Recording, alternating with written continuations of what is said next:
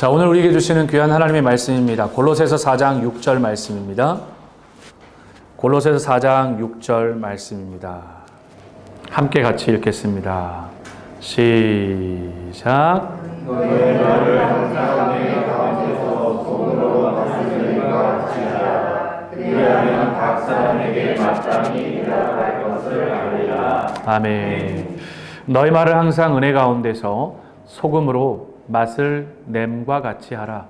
그리하면 각 사람에게 마땅히 대답할 것을 알리리라. 아멘. 골로새서 4장, 골로서 교회는 바울이 한 번도 방문하지 않았지만 누구보다도 애착을 가지고 주의 복음을 기도하는 마음으로 담아 기록하여 보낸 곳입니다. 골로새 교회는 지정학적으로 그 교회가 세워진 위치 자체가 참 많은 주변부의 우상 숭배뿐만 아니라 영적 침투를 받을 수 있는 위치에 있는 공간이었어요. 그러다 보니 그곳에 있는 교회 성도들은 날마다 하나님의 교회를 세워가는 데 있어서 가장 중요한 기준을 흩어버리지 않기 위해서 굉장히 몸부림쳤습니다. 왜요? 그 유혹이 조금씩 변화를 주기를 원했기 때문에 그래요. 교회 안의 변화는 성령의 인도함 받지 않으면 많은 교회들이 이 변화 가운데 위험에 처해지거나 위기를 맞이하게 되어집니다. 그래서 이 변화라고 하는 것은 또 어떤 변화를 주고자 할 때에는 철저하게 기도하고 그렇게 하지 않으면 사단은 그 자리에 하나님을 빼고 자신이 그 자리에 자리 잡으려 하기 때문입니다. 참 우리가 성경 말씀 가운데 깊이 기억해야 될 한 스토리가 있어요.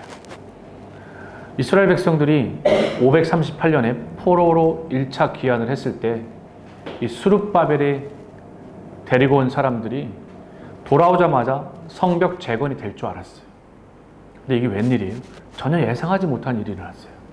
바로 사마리아인들이 반대를 한 겁니다. 하나님의 성전 재건을 반대하며 결사 반대를 외치게 되어지자 처음 열정과 처음 그 마음을 갖고 왔던 그 마음이 사그라들기 시작을 했어요. 함께 동역하겠다고 한 사람들은 자신의 집을 넓히는 데 앞장섰고 자신의 일터와 자신의 바운드를 넓혀가는 것에 힘을 쏟게 되어졌어요. 하나님이 이 사실을 알고 하나님이 이걸 지켜보시다가 하나님께서 하나님의 사자, 하나님의 선지자들을 보냅니다. 무엇입니까? 학개와 스가랴를 보내서 백성들을 영적으로 깨우칩니다. 그렇게 영적으로 깨우쳐서 16년 만에 16년이 지나고 나서 성전 재건이 새롭게 공사가 진행되어져서 성전을 짓게 되어졌어요. 그때 사람들 안에는 마음속에 불안감이 있었습니다. 조급함이 있었어요. 이렇게 시작되어진 성전 재건이 또 사마리아인들이나 또 여차 다른 사람들에 의해서 멈춰지는 건 아닐까. 그러다 보니 성전 건축을 빠르게 할 수밖에 없는 상황이 발생했습니다. 사람들이 기대했던 성전이 아니었어요. 우리가 기대했던 성전이 이건가? 라고 할 정도로 외형은 솔로몬 성전과 비교 안 될 정도로, 그리고 퀄리티나 또 이런 면에 있어서 모든 부분들이 그렇게 떨어졌어요. 그때 마음속에 실망한 사람들을 향해 하나님이 하나님의 사자들을 통해서 이야기를 합니다. 이전보다 더한 영광을 너에게 허락하시겠다라고 이야기를 해요. 이 위로를 받은 사람들이 다시 성전 재건 사역을 마칠 수 있었고 에스라를 통해 신앙의 개혁을 넘어서서 그리고 느헤미야를 통해서 성벽이 재건되어지는 은혜를 누리게 되었습니다. 이때 이 사역을 가능하게 했던 것은 바로 은혜의 말이었습니다. 격려의 말이었고 하나님의 말씀을 흘려 보내는 것이었습니다. 이전보다 이후 더한 영광을 너에게 허락하리라, 이 한 절의 말씀 전에 사실은 그 앞에 많은 책망이 먼저 나옵니다. 너희가 어찌하여 하나님의 성전 재건하는 일에 먼저 마음을 두지 못한 채 너희의 가정과 일터와 이 지경을 넓힐 수 있냐라고 책망하는 것부터 쭉 시작되어져서 결국 그렇게 끝나게 되었죠. 오늘 골로새서 4장 6절 말씀은 골로새 교회가 가장 위험한 요소는 조금씩 사람들이 자꾸 변화하라는 걸 원했어요. 좀 변해야 되는 거 아닙니까? 변해야 되는 거 아닙니까? 근데 문제는 그 변화가 각자 저마다 내면 세계의 변화로 시작되지 않으면 절대 감당할 수 없는 내면 세계의 변화가 우선임에도 불구하고 자꾸만 바뀌기 시작해서 조금만 좀 더 우리 교회가 뜨거웠으면 좋겠어요. 좀 더 우리 교회가 이렇게 했으면 좋겠어요. 좀 더 우리 교회가 이랬으면 좋겠어요. 이렇게 했으면 좋겠어. 조금씩 바꾸게 되어지자 갑자기 신비주의에 노출된 사람들은 천사 숭배가 일어나기 시작을 했습니다. 그리고 다른 우상들과 믹스가 되어져 가지고 교회가 어려움에게 빠지게 되어지면서 당대 하나님의 은혜를 가장 누렸던 이 골로새 교회가 혼합주의가 아주 그냥 온 교회를 덮고도 남을 만한 교회로 바뀌게 되어져 버립니다. 이때 바울이 이 골로새 교회를 향해 편지를 쓸 때 핵심이 바로 크라이스트로지라고 하는 기독론, 예수 그리스도를 처음부터 다시 들으십시오. 예수 그리스도를 처음부터 새롭게 아십시오. 예수 그리스도로 새롭게 시작하십시오.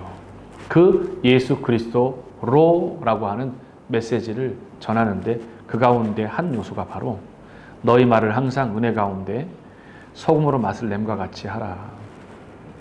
여기 포인트는 말이에요. 그렇죠?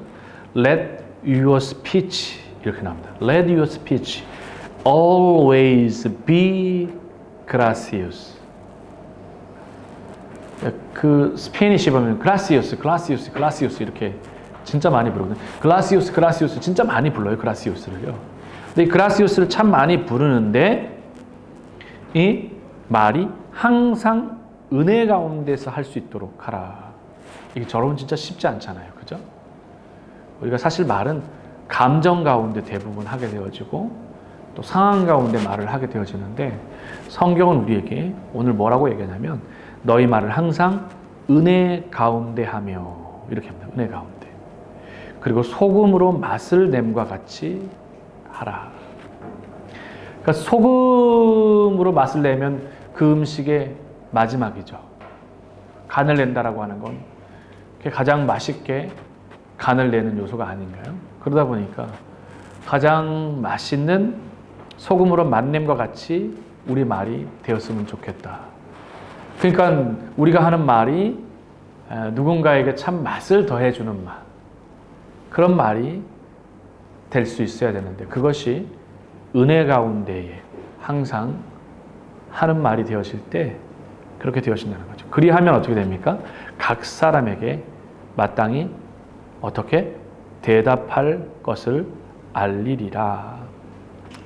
그러니까 하나님의 은혜와 역사가 이런 것 같아요. 우리가 하나님 은혜 안에서 말하기를 원합니다.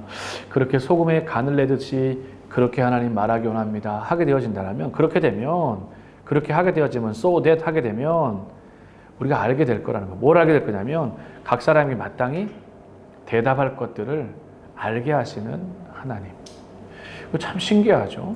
그러니까 우리가 어떤 한 과정 하나하나를 만들어 가는데 중요한 건 대답할 것을 잘 모를 때가 많은데 그 성령의 길을 따라가고 성령의 인도하심을 받게 되어지면 성령님이 우리에게 말할 바조차도 알리신다라는 것을 보게 되어집니다.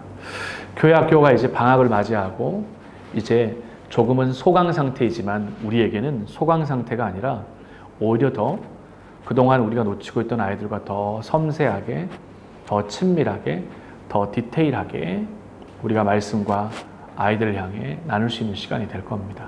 그래서 오늘도 각 부서에서 조금 더 섬세하게, 조금 더 구체적으로 이렇게 살필 수 있는 우리가 되길 바라고요.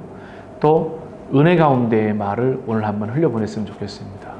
우리 아이들에게 내가 이런 말 저런 말 좋은 말 많이 해줄 수 있지만 하나님 은혜의 말, 성령님 주시는 말을 통해서 그 아이 한 사람에게 꼭 필요한 말을 아이들이 들을 수 있는 시간이 되길 바랍니다. 그런 마음을 갖고 우리가 기도하게 되어진다면 꼭 듣고 깨달아야 될 그런 말씀을 우리가 이제 듣게 저는 될 거라고 봐요. 그래서 한 사람 한 사람의 아이들을 하나님께서 우리에게 보내주셨는데 오늘도 정말 다른 어떤 날보다도 가장 기쁘고 복된 날이 되었으면 좋겠고 또 한 주일 동안 살아가면서 나의 상황과 환경과 나 때문에 영향받는 것이 아니라 오직 하나님 은혜로 아이들이 평안을 누리고 쉼을 누리고 또 예배하는 기쁨을 맛볼 수 있도록 여러분들이 그렇게 마음을 모아주시기를 바라고 또 그렇게 기도할 때 성령님이 이렇게 만져주시는 은혜가 돼서 아이들이 오로지 회복되었으면 좋겠어요. 그러니까 말 한마디에 회복되어지는 거 있잖아요. 말 한마디에 회복되어지는 거. 그래서 여러분들이 이제 말로 은혜를 많이 끼쳐주십시오. 뭘로 은혜를 끼쳐주라고요?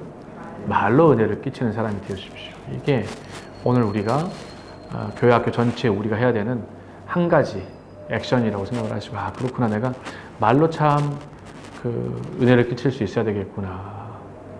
그러니까 잘 그런 부분들을 아이들과 풍성하게 좀 나눌 수 있는 그런 시간이 되었으면 좋겠습니다.